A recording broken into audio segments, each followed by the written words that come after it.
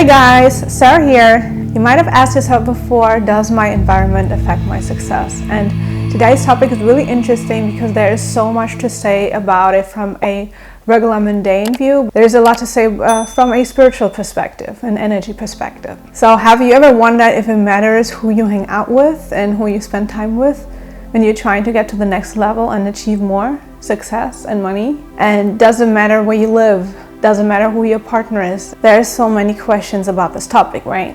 And I'm sure that you've heard before, you are who you surround yourself with, or you are the summary of the 6 people you hang out with the most. Or another one, you are a product of your environment. So I think on some level this is clear to everyone watching this, but then if you look at people's lives, the majority of people are doing the exact opposite. So to make it simple, if you think of Silicon Valley tech entrepreneurs, like who do you think they hang out with? Probably with people like them, right? Or who do famous Hollywood actors hang out with? Most likely with people of the same industry, right? And I think that's super obvious that especially people that are overachievers hang out with people in similar fields or with similar careers. So some of that is similar interests, similar schedule, and all of that. And I mean, you just make friends with wherever industry you're in, right? On the job. But here's the thing, if you're going through a transitional period, it's much easier said than done, because maybe right now you're working at Walmart, but you're trying to start this business and be an entrepreneur. And your family could all be working regular jobs, and maybe your friends are all on minimum wage, and maybe some have like a regular office 9 to 5, or some are going back to school. And just a little side comment, there's nothing wrong with any of that, and I'm not bashing or talking down on anyone, because we need all types of people in society, and we need people to do the job. So this is not about it.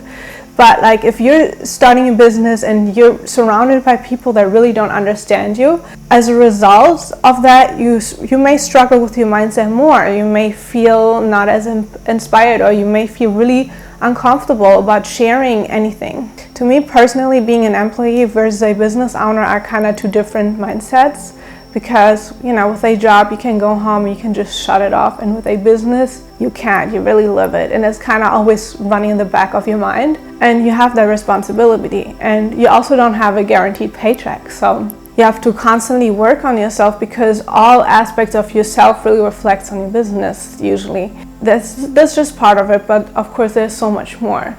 But the point is really that you may be at a point in your life where you're not comfortable sharing anything with friends and family, because all they have to say is negative, and you feel like they don't even want you to succeed. The problem is when people in your environment see that you're working towards more success and more money, it kind of hits them in the face that they're stagnating and that they're stuck. So now that they're confronted with themselves, and they see how they're stuck in their comfort zone, and they know that they're unwilling to put in that work to change, and now every time they see you and you talk about your first sales and your business or whatever it is that you're doing, or you improve finances, it secretly makes them feel bad.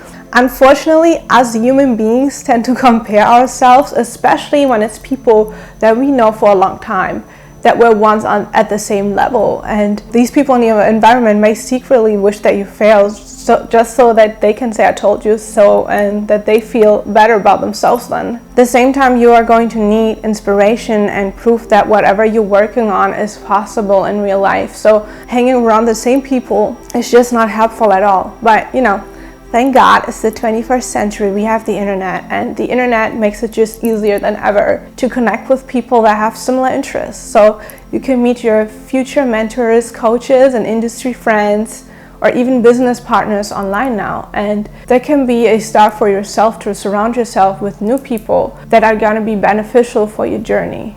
And that doesn't mean that you have to cut everyone from your past off. It just means that you're going to have to add more people that can be a part of your journey to more success and to more money, and people that are just more on the same wavelength. So now I want to talk about the spiritual part of this, because you attract who you are. And if you're surrounded by the same people that none of them is more successful than you or does something similar to you, is working on themselves, you're basically still super enmeshed with that old energy, and it's gonna rub off on you in some way. Something I talk a lot about, especially in my course, is how other people's thoughts and energy can actually attach to you without you even noticing anything. So even without saying anything, the people around you do affect your energy, and they are projecting their beliefs and thoughts onto you. And if those people are somewhat small-minded and have a lot of limiting beliefs about money and business, that same energy is going to project onto you and interfere with whatever you're putting out. So you see, it's not just